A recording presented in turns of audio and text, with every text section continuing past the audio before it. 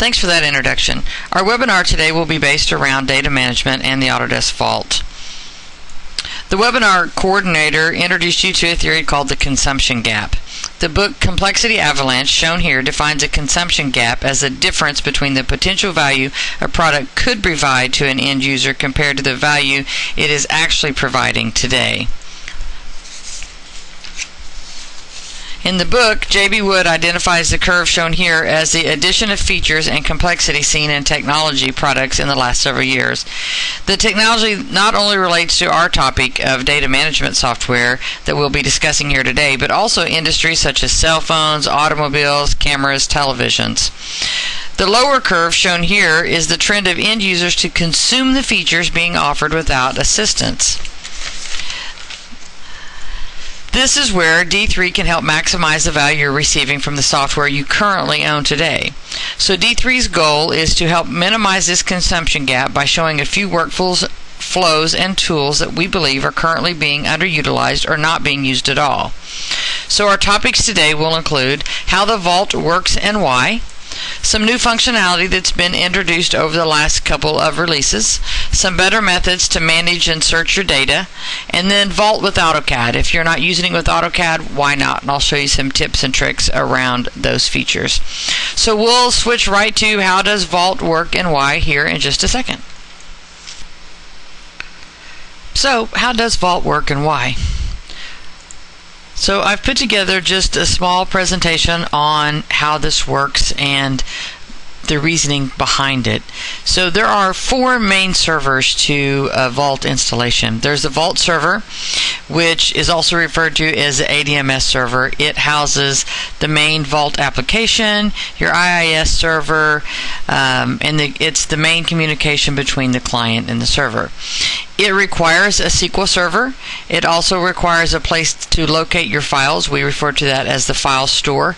And then there's also the license server if you're using a version of Vault above Basic Vault. Now, I have a big square around these because this can all be on one box, or it can be on as many as 4 separate boxes. So keep that in mind in your environment. It can be done any combination of ways based on that. The next main part of the Vault system is the clients. So our first happy client down here at the left, he says, "Hey Vault, I'm in my client and I need file XYZ." Vault says, "Okay, SQL, what did you do with that file? Where is it?" SQL says, "Well, I've stored the file right here, and here's all the information." And that's where you'll see on your client all the properties, the metadata, the file location, all that. The client says, "Great, that's the file I need," and he checks it out. When he checks that file out, it's going to copy it to his local workstation. Now, for you network guys, that means he's going to work locally on that file, and every keystroke's not going to hit your network. You'll like that as you grow and more people are using these files, so they work locally. So it's going to physically copy the file, leaving a master on the Vault server and the new one on his. It's going to set it to read-write in his system, and on the Vault server it's going to show it as checked out to him. So other people can still see the file, they can look at the properties, they can view it, they can print it, but they can't check it out and modify it because it's owned by him. So only one person at a time can be working on it. So he's done all his fantastic work on it, and he checks it back in, and client 2 says, "I need to work on that file," because they're collaborating on it, right? So he gets it, he checks it in, he does his work, he checks it back in, and it starts to form a table, a history table, as you will, that looks much like this revision table right here. Now, versions and revisions are very different. A version is an electronic iteration of a file and has nothing to do with your revision scheme. Your revision scheme is something that we control based on your workflow. It's been released to whatever is important to you, your customer, your shop, fabrication, release for purchase, and then it goes back through the work cycle. You would bump a rev in your world. So in this instance, there's 10 iterations of the file, and there are 4 revisions, blank or dash, A, B, and C. So if the Vault, if you decide at some point, you know, this project is obsolete and we're done with it, we can purge those files, and it will purge non-revision controlled versions. So you may not need 85 versions of a file out there once this job is complete, but you do need your beginning one, what what made it become revision A, what made it become revision B, and your last one or the next revision. So if I purge this file, I would be down to about 4 versions. There's some other options on purging, but we'll get into that later. That's the basics of how Vault works. That's in the background. I will show you the client and all that in our next segment. Talk about some of the new functionality that came out in Vault 2016 and even in Vault 2015 R2, which was the mid-year subscription release last year. A couple of the items that we're going to talk about include item and bill of material change order enhancements, Vault Office, and the new copy design experience that has been completely rewritten as of that mid-year release last year. So bill of material enhancements, lots of them. Everything that they've been, not everything, but a lot of the documentation changes that have happened in Vault surround the bill of materials and items change order area. They're really developing that side of Vault, so if you've been wondering whether to item or not to item, now is the time to make that jump. So you can define and edit custom row properties and map values from your CAD. You can include custom properties. You can display multiple bill of material rows. You can do flexible reporting based on the bill of material structure. That's new. And you can compare bill of materials. So if you have revision A, revision B, revision C of your bill of material and your purchasing guys like, what's changed? I've already placed these orders. I need to do it really quickly. They can do a compare and it shows those highlighted items. The other thing that's new, starting with 2015 R2 and rolled into 2016, is the Vault Office Thick Client. Now, Vault Office has actually been around for a couple of releases, maybe back in 2014, I think. But you used to use the Thin Web Client to use that, and then just the add-ins in your Vault Office. Now Vault Office comes with a thick client that looks just like the professional client. Has all the same searching capabilities, metadata properties, revision control, all that you can see in the thick client. What it does not let you do is check in or check out any design data files. So if you have a DWG or an Inventor file or a Navisworks file, it's not going to let you check those in and out with the Office Thick client. However, if you are a document control person, a project manager, an engineering manager, even a checker if you don't modify the files yourselves, purchasing person, all of that, you can use the Vault Office without any issues. It's about 1/3 the price of your full Office Professional, and it's a nice complement to your set of licenses that you'd have with Vault. So it lets you manage documentation, view and markup designs, batch print, including your design files, send transmittals, participate in engineering change orders, and approve designs for release, all inside the Vault Office. The next thing we're going to go over will be the new copy design, and I'm going to shift out of PowerPoint mode and actually show you how that works. Okay, so now we're going to get into the new features of the new copy design. Now, in the past, you've gone to copy design by clicking on a file and right-click and going to copy design. That will still get you to the old version, but the new version is actually under your Start Programs, Autodesk, Data Management, Tools, and it looks much like this, and it's a complete new interface, so it takes a little bit to get used to it, and there's a bunch of screencasts out there. We can help you with that, and I'm going to show you just some basics of what we can do on that. So the interface is completely changed, and so you have the Vault tab here. You can log in, log out. I'm already logged into my Vault. Drawing view, select references. I can create some action rules. I can say which numbering schemes in my Vault that I want to apply to this, so I can show all of these. And I'll show you what that does in a minute when I get to that. So I hit the plus sign, and it's like, okay, what do you want to add to this? And I'm going to be in this little lid program, and I'm going to select just that upper level assembly and say open. It's going to gather all of my associated files, so all my parts that go with that assembly. And now I can say right-click on this and say copy. And maybe I want to copy the lid, and I want to copy the condiment holder, and I want to copy the cup. I could have selected all of them at the same time, and I'm going to reuse the straw. I don't need a new one of the straw. So So you can see all my source files are here, and there's my destination files, the same place. I want to change my folder, so I can say copy to, and I can add a folder right here. So let's put a folder right here, and let's call this D3 lid.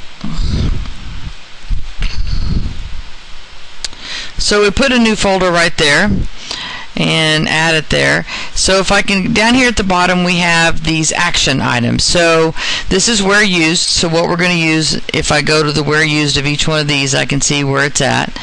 This is my action item, so you can see what I'm copying, what I'm going to reuse, what I'm going to replace. Now I can go and say I wanted to use a straw that I had in another assembly someplace else, a blue one rather than a red one, or whatever. I can select that to be replaced and actually replace it at the same time I do all the copy files. And assuming that the constraints and such are done correctly, it will follow right through. So you can exclude. I can exclude files, remove things from the list, and then I can edit some things on them. In my numbering schemes, you can see that I have the old name, the new name, the prefix, the base name, and the postfix, and I can change any of those or all of them once, or I can apply my numbering schemes. So remember when I went over here to Vault and I said what numbering schemes am I allowed to use? Let's use a sequential, and I can grab these and drag them to this sequential, and it'll change those numbers for me to the sequential. If I want to use the person one, the organization one, or the monopart numbering one, it would use that, or I can say none. If I go back to my sequential, take that back out. Let's change the scheme back to none on that one. Okay, so let's go back to my none scheme so that I can manually type in, kind of like you used to. So I'm going to just put a prefix under here of D3. Well, let's see if I can type it correctly. There we go. And I'll do that to all of them. I could have created a rule that will do that for me.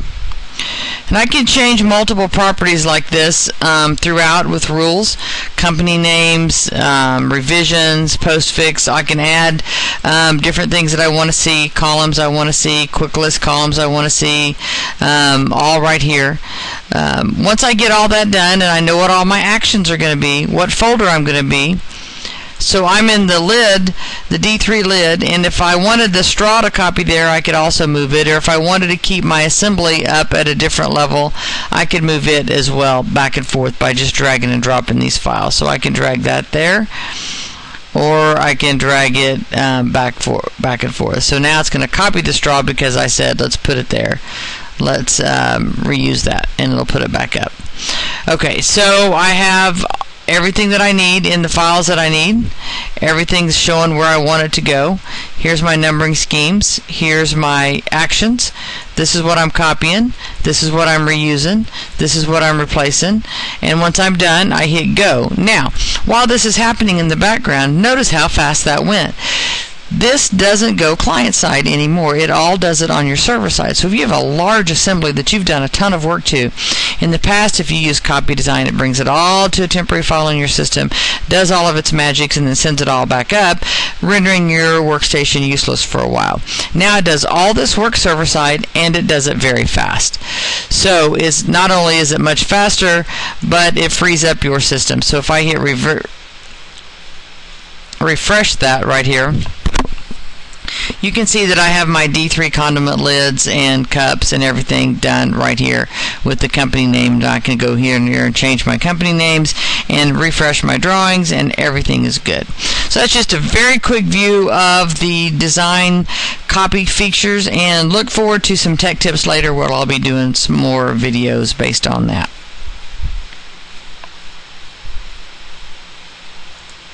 Okay, so our last section today, we're going to talk about using Vault with AutoCAD. I hear a lot of customers say, well, I just got Vault to work with Inventor because it manages that parent-child relationship so well, and it does. But I also hear them say, we're not going to put our AutoCAD drawings in it, or I'm not going to put my legacy AutoCAD drawings in there, and I feel like that's a mistake, and I wanted to show you why. So it's so powerful even with base AutoCAD. So the impact on your engineering department or your company as a whole on unstructured data management is significant. So this survey from 2012 shows that 1 in 4 companies waste 20% or more of their engineering time managing data. Now, a lot of that data is your old historical AutoCAD drawing. You may have moved on to 3D, or you may still use AutoCAD regularly and are trying to decide if data management is right for you. And so I just want you to see the impact of not having that data structured as well. So let's talk about some of the things that we can do with Vault and AutoCAD. So, Vault searching is powerful, right? So find what you need when you need it. We can map from attributed blocks. So think about all of your historical data and those title blocks that have all that information in it, or your nameplate data, or whatever that block is that's important to you. We can capture that attributed block information and index it to a searchable format inside of Autodesk Vault, so it becomes metadata. And then we have basic and advanced search and Boolean support. So then you can look for a file that's an AutoCAD file whose in the word description is gear, whose customer is ABC company. And you can save searches to look for that stuff. That works for any kind of files, but it's very powerful inside of AutoCAD. So I wanted to show you quickly that advanced find information there. Also, as in with Inventor and every other file inside of Vault, we can preserve the complete history of that design. So if you think back to when I showed you how the Vault worked and that version and revision table, that works in AutoCAD as well. So it captures a complete drawing history, versions and revisions.